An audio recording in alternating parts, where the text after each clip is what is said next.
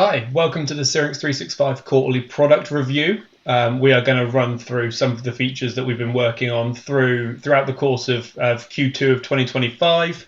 So thanks for joining. We are going to run through a few things which I'm going to demo and a few things which I'm just going to sort of talk to you about. So if we start off, then the first thing that I want to show you or talk to you about and show you is keyboard shortcuts. So as we rolled out Syrinx 365, we heard from a lot of people that actually they missed the keyboard shortcuts that you could use in V4. And so one of the things that we've added across Q2 is the keyboard shortcuts essentially. So you set them up as you would have done if you were familiar with V4. If you're not, this is just a super quick walkthrough, but you can get the detail through ulearn. Essentially, we're going to come into config, into users. We've got keyboard mappings, and then you can have lots of different mappings set here. But for me, I'm just going to pick MF, which is just one I've created. You can see the different shortcuts that we've got in here. So you can close out of both of those. And if, like I say, if you're not familiar, the thing that you can remember, the thing you need to remember is that if you go back into the main program, we're not in config anymore. We're going to go into our user options, and we can then set the keyboard mapping that we want to use. So again, MF there is the one I want to use. It's also just worth noting, if you change any of those things, you're going to have to refresh your app so that actually it pulls through the latest of the changes that you've done. And so just a couple that I wanted to just show you whilst I'm here. So just for example, Control B, I've got that set so that it takes me through the stock bookings. And this next one is actually going to lead me on to the next piece I want to talk about. But before I do, there's just a couple of things to note. Like I say, just make sure you refresh the app if you make any changes. And something else, there's a small number that we can't use, a small number of shortcuts that might have been in V4, we can't use in 365. Partially because some of the features have been moved now, then they're no longer a screen in 365. And there's a couple of shortcuts that you can't use where 365 uses a web-based tech stack. Then there are certain sort of shortcuts that are essentially sort of saved for system use and things like that. So there's a couple missing, just a very small number, but ultimately you can still get to pretty much everything you need to get to. So that's just wrapping up on keyboard shortcuts. It was a big thing. Lots and lots of people told us, well, actually, we lived using keyboard shortcuts previously, and so we've brought them back. As I say, let's just show you the next one. So I've set Control T up. Again, you can set them for anything. For Create Customer. So Create Customer, we've just moved it from sort of one of the older looking screens into a sort of a newer, shinier 365 based screen. Don't worry, all of the permissions are exactly the same. You don't need to go and change permissions or sort of have a massive overhaul project or anything like that. You can still use the same permissions. So like I say, I've done this through a keyboard shortcut, and you can see it's brought me up a 365 window here. So I'm just going to add a customer briefly. You saw the pop-up at the beginning saying, did you want to allocate it the account number? I'm just going to go and give it a number. We can go and put in an address. I'm going to type in 18 Newlands Way. I've got a typo in there, but it still knows what I'm talking about. And so we can select the one that we're interested in, and it's then populated the rest for me. We'll go through, we'll create the contact. Mr. Dave Dingle, that will do. We are going to need an email address. And that should let us go and create Dingle dollars. So if we go and search for our new customer, you can see as we open up the customer, it opens up in a familiar screen. So we're not changing too much in one go. But everything is then much more familiar to what you're used to. So we've created that new sort of workflow just to create the customer. So you've got your different options up here. New cache customer. Again, if you don't have the ability or the permission to be able to go and create one of these, that menu option won't be there. So like I say, no worry about a project to revisit your permissions or anything like that. Okay, while we are on the customer topic, with Syrinx, one of the limitations that you previously had was payments would only be, you could only take a payment or you could only handle payments for cash customers. That's something sort of we heard a lot of people talking about. Well, actually, can we take them for account customers? And so that's something that we've pushed through. We had it in New Innovate. We had people vote on it, and as a result, we've then created the ability to do that. So there's a couple of different ways you can do it. And so while I'm in the customer search screen, I'm going to show you from here. You're not taking a payment against a specific contract or a specific invoice. You are taking a payment against that company's account or that customer's account. So I've got Stark Industries here from within the search screen, the customer search screen, and from there I can take a payment. So again, it's sort of just adding to the new 365 search screens that we've got. But then once you get into the core workflow, right now it's something that most of you should be familiar with. So I could just click card. If you're not familiar with it, it'll pre-populate that for me. I'm going to put in a Visa, test payment, and then we're going to take £100, and we can OK that.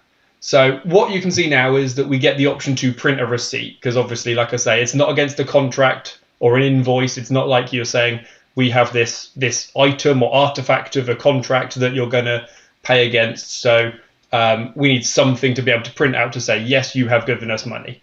So we can go and say, yes, that we want to print that off. It's got the ID. If you need to refer back to it at any point, you've obviously got date, time it was taken, the type, the amount, any notes that you added in. So you've got that there. So that's taking a payment. And then the second way, or that's taking payment through the search screen, I should say. And then the second way that we can do this is if we open up our customer, Stark Industries, we have a new tab in here called Payments. Obviously, we don't have this for cash customers. This is just for account customers. So we can go in here and we can see historic payments. This just shows us the last 3 months of payments by default. But you can then go and say, hey, show me everything for the last 12 months or 18 months or whatever it might be. But just to sort of limit how much you could potentially be pulling back, we just pull the last 3 months just for the initial search criteria. So again, we can see that. We can see whether an item has been posted. And so just as we hit that, I'll explain that if the transfer tool for your accounts package, if you're using a transfer tool for your accounts package, if that supports bank payments, then obviously we can post these payments across to your accounting solution. If it doesn't, if the transfer tool doesn't support bank payments, then this isn't something that you could transfer across. There's nothing stopping you sort of explicitly using payment on account, but obviously you'd end up double keying. But as I say, if your transfer tool supports it, then we can just transfer that straight through off the bat. And again, we can go and add a payment from here and go through that same process that we just have. Or alternatively, the other option is if I forgot to print a receipt out or I accidentally click no or something like that, we can then go and essentially reprint a receipt from here too. Okay. And the other piece to add to this one as well is that as well as that payments tab you've got, we also have a new search screen. So a search screen for payments. So you can see that here's all the account payments that we've taken. And then as per sort of all of the other Syrinx search screens, you can then go and add filters sort of depending on what you're looking for. If you need to go and sort of see all payments from a customer or something like that, that's not a problem at all. Okay, so I'll just, because I didn't mention it beforehand, the account payment search screen is within the CRM section under search, and then we have account payments just there. So that's just how you can get to that. There are two more things that I want to show you. So one of which is the AI Supercharger. So historically, we've heard sort of how laborious it can be setting up the web products within Syrinx. So that could have been that you were using them with WS and online ordering. It might be that you were setting them up and you were going to utilize them with sort of a third party. or going forward, it might be that we're using them for sort of the unified storefront from a point of rental perspective. So one of the things that we've done is we've created this AI supercharger, which ultimately helps you out with that setup. And so if I show you one that's already been done, then I will load up this one here. So we've just got a drill bit, nothing particularly fancy. But when you're dealing with web products, quite often you'll have a short description, a long description, specifications, you might want images, and all of that can just take a lot of time to set up. If you've got to go and recreate a lot of your systems or all the products within your system, that can be very time consuming and, as I say, quite laborious. So one of the things that we've done is create this AI supercharger, which ultimately it has the ability to take a lot of that off your plate. So if I take a category, that's what I'm interested in, not looking for the specific one there. Let's get our micro excavators, apply that, and we'll take one of these. Okay, supercharger tab, here's one. So we've got a make and we've got a model. There is a year on there, it's an old year, and then we can hit the generate button. And so essentially this goes off. This will find some details. There we go. So that's come back pretty quickly already. And it can say, we've got a short description, we've got a full description, we have some specifications, and you can basically tell it what you want it to apply. There's some taxonomy information down the bottom here. So you can say, okay, yeah, I'd like that short description, the full description, the specification. I'd like an image, or if there are multiple, you could select all of them. And so we can then go and save that. And so that's then populated here. And so what might have taken me sort of several minutes to go and populate all of this and find it all out and then populate it, I've done that in less than a minute to be able to find that information. So yeah, that's going to take should hopefully take a heck of a lot of time off of your plates if you are going to set up your web product information. And so the last one that I want to show you, there's a few more to talk about, but the last one I want to actually show you is our AI support chat. So we've already got ULearn, so we can go into our help button on the right hand menu. We've already got ULearn, where you can essentially go and have a look, find some answers for yourselves rather than having to sort of sit on the phone or emailing to support or contact us at point of rental. So as well as that, just to supplement it, we've also got the chatbot or the AI support chat. So we can open this up. You can see that opens up another dialogue. So we can minimize that down. That doesn't lock us in. It doesn't stop us using Syrinx, but we can go and open that back up. So I can go and put in that I am Matt Foster. We can go and populate all the information, and we can start our conversation. And so just for an example, I'm going to say, how do I create multiple collections? And so the AI chatbot is going to go and search through our knowledge base that we've got, and it's then going to come back and it should tell us how we're going to create it. And so it's pulling up the data, it formats it, navigates the collection tab, click add to create a collection, and then we've got our add all button. And so yeah, it tells us what we've got to do. It gives us our sources for how from where it's got the information as well. So we can then click on those if we want to be able to actually open it up further. There we go, and it's pulled up the actual document for multi-collections from off-hires that we can go and read into further, just to give us a bit more context and understanding. Like I say, they're the main features that we've been working on through Q2 that I want to walk you through, but we've still got other topics to talk about. So Stripe reconciliation, we've talked about this a little bit in the past, but Stripe essentially take their fees from you on a transactional basis. So if you've taken £100, they take their £3 and they might return you £97, as opposed to giving you an invoice at the end of the month or at the end of the week, which you then actively pay. They take it from you right up front. And then on top of that, they also then give you your money as sort of batches or as lump sums. And so both of those two things mixed together make reconciliation or reconciling it all a bit tricky, to say the least. So essentially, we've added the data. We've added to the data that we pull back from Stripe, and we can now report on sort of the fees taken, obviously the gross amount which we had beforehand, the net amount that you're then going to receive. So we pull all of that information back. And so we've now got, there's two sort of key reports that you can then use to help you with your reconciliation.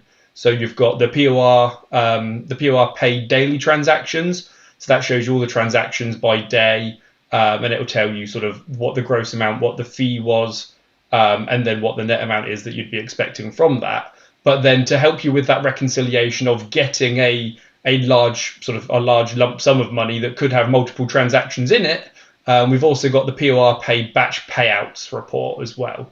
And so that one's then going to show you here's sort of a batch payout that we got. We might have received £1,000, and that could have been created by 5 individual payments. And so it will show you, okay, which payments make up that, and it will show you all the relevant information. So that should make it a lot easier for anybody using POR Pay and Stripe to be able to reconcile everything. So we move on to a couple of search screens. So we've done the fleet service jobs search screen. We got feedback from You Innovate that actually, like, this is good, but we want to see sort of some extra information in there. So we've added in the date raised, the date that the job was raised, a hire status, whether it's out on hire or not, and a job status, all of which you can view and you can filter just to give you extra information. And we have also added to the hire contract search screen. So we've added the off-hire date and the raised by fields. So both of those are filterable and they're obviously viewable.